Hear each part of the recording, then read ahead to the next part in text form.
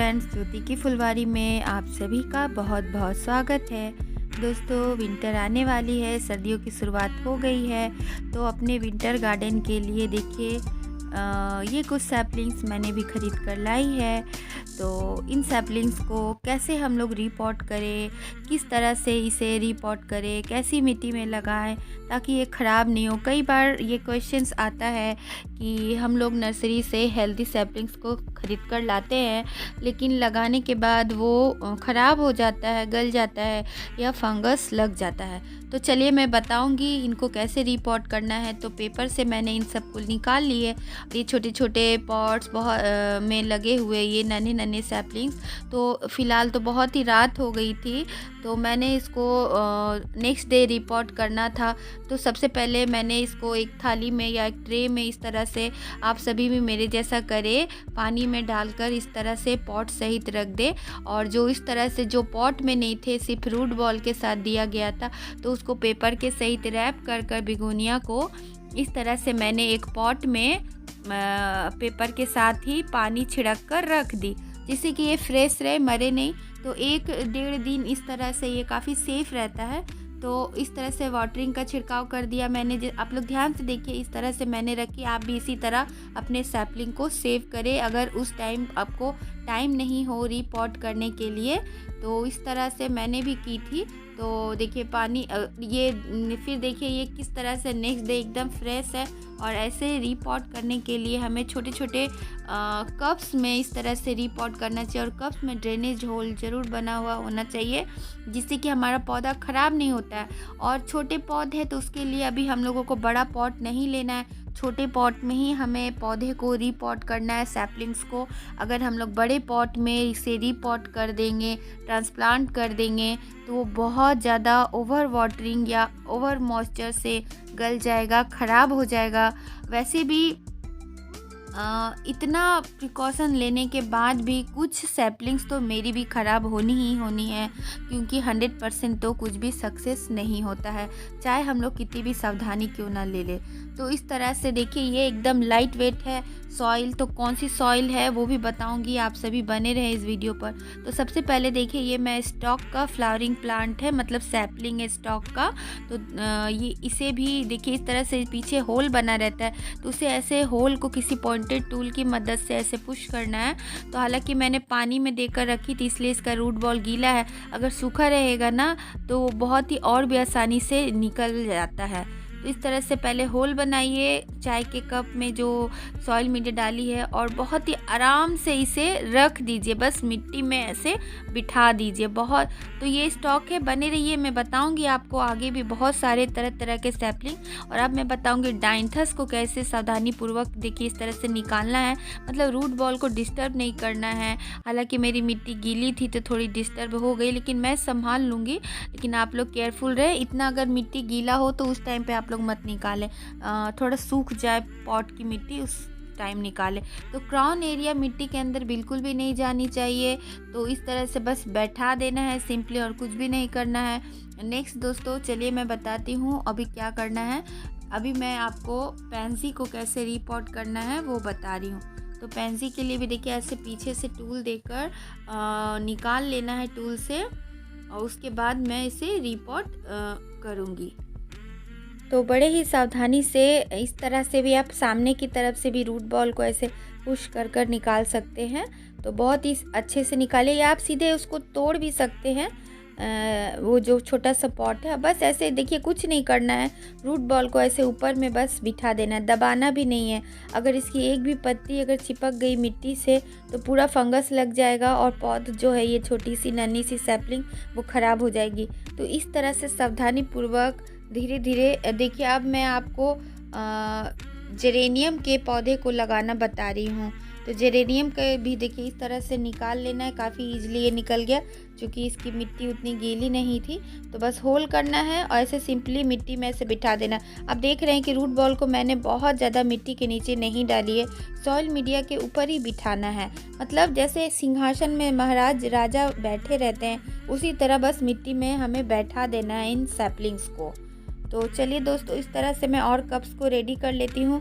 पहले वाटरिंग कर लेना है। मैं इसी तरह कप्स में भरकर और पहले ही वाटरिंग कर देती हूँ, चाहे कटिंग लगाना हो, चाहे पौध लगाना हो, चाहे जो भी लगाना हो, मैं वाटरिंग पहले से ही कर देती हूँ ताकि हमें बाद में वाटरिंग करना ना पड़े, और जिससे हमने जो भी पौध लगाई है वो हिले नहीं अपनी जगह से, डूले नहीं, तो उसे मरने के चांसेस कम हो जाते हैं। तो इस तरह से नेक्स्ट दोस्तों मैं बता रही हूँ आप लोगों को, ये भी पेंजी ही है। तो पेंजी को देखिए इस तरह से रूट बॉल के साथ ही निकालना है, और बस क्या करना है, जैसे महाराज राजा लोग को हम लोग सिंहासन में बैठते हुए देखते हैं, बस इसे भी इसी तरह बिठा देना। बस आप इतना समझकर अपने सैपलिंग्स को रिपोर्ट करें कि जैसे राजा बैठता है अपने सिंहासन में ऊंचा होकर, बस उसी तरह इसे राजा के जैसा ही बिठा देना है। ऊंचा रखना है इसको, मतलब ज़मीन के लेवल पे नहीं रखना है, ज़मीन के लेवल से ऊपर रखना है। जिस प्रकार राजा सबसे ऊपर सिंहासन में बैठता है उसी तरह ऊपर बैठाना है। तो अब देखिए ये 2 सिनेरिया का लाई थी, तो इसे भी मैं रिपोर्ट कर कर आपको बताऊंगी कि कैसे इसे रिपोर्ट करना है। तो ये देखिए ये है सिनेरिया का, तो पीछे होल बना रहता है, और इस तरह से किसी भी टूल से या लकड़ी की सहायता से आप ऐसे करेंगी तो आराम से निकल जाएगा। अगर पीछे होल कोई कोई में नहीं रहता है तो ऐसे इस तरह से आप सामने से साइड से देकर भी निकाल सकते हैं। आगे पीछे से ऐसे ध्यान से निकालें और हाथ को भी बचाकर सावधानी पूर्वक काम करें। तो सूखा रहता है मिट्टी, तो ठोकने से बहुत ही आराम से निकल जाता है। तो सिनेरिया का भी रूट बॉल बिल्कुल भी पानी के मिट्टी के अंदर नहीं जानी चाहिए। तो इस तरह से बस बैठा देना है मिट्टी में। तो थोड़ी बड़ी जब होगी ना, इसकी रूट जब निकलेंगे, तो इस सॉइल मीडिया में जो मैंने कप्स में भरी है उसमें भी बड़े आराम से वो एडजस्ट हो जाएगा। और अगर बाय द वे अगर मिट्टी लग जाए पत्तों में तो उसे हल्के हाथों से पानी से पोंछ दीजिए, जिससे कि मिट्टी के कारण फंगस ना लगे। तो अभी मैं दूसरे वाले को भी रिपोर्ट कर लेती हूँ। तो दोस्तों अब मैं बताती हूँ मैंने कप्स में कैसी सॉइल मीडिया भरी है। तो इसमें कोकोपीट है धुली हुई, और परलाइट है, और राइस हस्क है। मतलब इसमें मैंने मिट्टी नहीं डाली है, ये सॉइललेस मीडिया है, और वर्मी कंपोस्ट है। तो आप बराबर का रेशियो रख सकते हैं या आप अपने मुताबिक रेशियो रखिए। अभी कंपोस्ट ज़्यादा नहीं दूंगी मैं, चूँकि ये अभी नया वातावरण में आया है, तो बहुत ही हिसाब से इसमें अभी कंपोस्ट देना। तो देखिए सिनेरिया को भी इस तरह से बस मैंने सिंहासन के जैसा मिट्टी के ऊपर बिठा दिया। बिल्कुल भी रूट बॉल को मैंने सॉइल में अंदर नहीं दबाई है।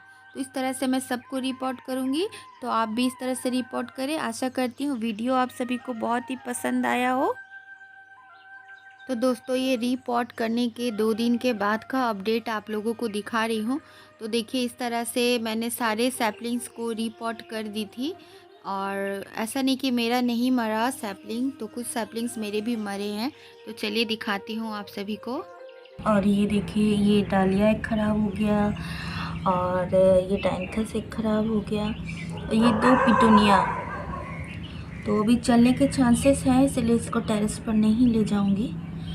तो देखिए अगर चल जाए तो बहुत ही खुशी का बात है। दोस्तों कई बार हमारे सैपलिंग्स ओवर वाटरिंग के कारण भी मर जाते हैं, और कई बार फंगस लग जाता है। और नर्सरी से लाए कुछ सैपलिंग्स, तो जब घर में मैंने खास करके डहेलिया को खोली थी तो उसमें एक पौधा जो है मुझे मुरझाया सा लग ही रहा था।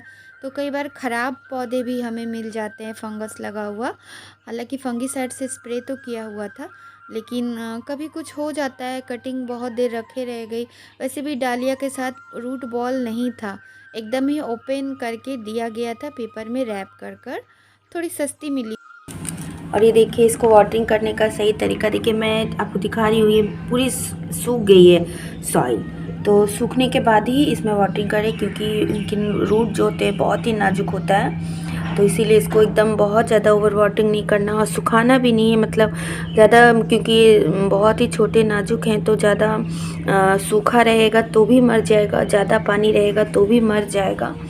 तो मैं दिखाती हूँ। इस तरह से मग्गे में पानी लेना है, और ऐसे धीरे से इस तरह से उंगलियों की सहायता से इस तरह से धीरे धीरे वाटरिंग करना है इनमें। बस कुछ बूंदे इस तरह से वाटरिंग करें, प्रेशर से नहीं देना है पानी, नहीं तो ये ख़राब हो जाएगा। बस साइड साइड में ऐसे दीजिए इस तरह से, और सुबह के टाइम वाटरिंग करिएगा ताकि जो भी एक्स्ट्रा वाटर रहे वो सूख जाए। और रात की ठंडक इससे मिलनी चाहिए, दिन सुबह सुबह की धूप मिलनी चाहिए। और थोड़ा तेज़ धूप अगर अभी आपके एरिया में अगर तेज़ धूप हो रहा है दोपहर में, तो किसी बड़े बड़े पौधे के बीच में इसे रख दें। मैं तो अपनी बालकनी में इसे रखी हुई हूँ इस टाइम पर, ताकि धूप भी मिले और ठंडक भी मिले। और आज मैं इसको मुझे लग रहा है कि मैं आज इसे अपने टेरेस पर लेकर जाऊँगी। अगर आपके पास बालकनी की समस्या है, बालकनी नहीं है, तो फिर आप खिड़की के पास रख सकते हैं या आपके बड़े बड़े पौधों के नीचे रख सकते हैं दोपहर के टाइम पे। थोड़ी मेहनत तो करनी पड़ती है, या फिर आप थोड़े बड़े पौधे लेकर आएँ। इतने छोटे लाने से ये होता है कि ये फ्रेंडली रहता है, इसे लगता है कि अपने घर में ही है। जैसे जैसे ये बड़ा होता है आपके साथ घुलते मिलते रहता है। तो आप देख रहे हैं ना मैं किस तरह से वाटरिंग कर रही हूँ इनको। बहुत ही सावधानी से वाटरिंग करना है। वाटरिंग एक बहुत बड़ा कारण होता है जिससे कि पौधे मर जाते हैं, और अनहेल्दी पौधा भी कई बार मर जाता है। जैसे कि मेरा भी कुछ पौध ख़राब हुआ है। और जब देखिए इस तरह से जो सॉइल में जो लीफ टच होती है ना, उसको तो बिल्कुल ही सावधानी से हटा दीजिए, नहीं तो पूरा फंगस लग जाएगा धीरे धीरे करके पूरे पौधे में। तो ये देखिए इस तरह से फंगस लगता है, सॉइल में जो लीफ टच होती है उसके कारण भी पौध ख़राब हो जाता है। तो कैंची की मदद से कर दे, नहीं तो पूरा हिल जा रहा है। मैं देख रही हूँ रूट बॉल हिलता है तो फिर पौधे ख़राब होने के चांसेस होते हैं। तो मैं भी सीज़र लाकर जितना मिट्टी में चिपक रहा है ना, ये सबको हटाऊँगी सीज़र से। तो इन सब में मैं वाटरिंग कर देती हूँ। तो दोस्तों उम्मीद करती हूँ आज का वीडियो आप सभी के लिए बहुत ही हेल्पफुल रहा हो। तो इस तरह से अपने सैपलिंग्स की केयर करें, क्राउन एरिया को मिट्टी के नीचे जाने ना दे, वाटरिंग ना ज़्यादा करें ना कम करें, सूखने के बाद ही वाटरिंग करें। और धूप में भी बहुत ज़्यादा मत रखिएगा सैपलिंग्स को, सुबह सुबह की धूप दीजिए। बस इन सावधानियों को ध्यान रखें, और फिर जब पौधा थोड़ा बड़ा हो जाए तब इसे अच्छे से खाद वाद देकर तब रिपोर्ट करिएगा। तो इसी के साथ आप लोगों से विदा लेती हूँ। तो take care, till then bye bye, thanks for watching, go with green, happy gardening दोस्तों। अभी विंटर गार्डन का एंजॉय हम लोग करने लगे हैं, है ना। बहुत ही मज़ा आने वाला है आने वाले दिनों में।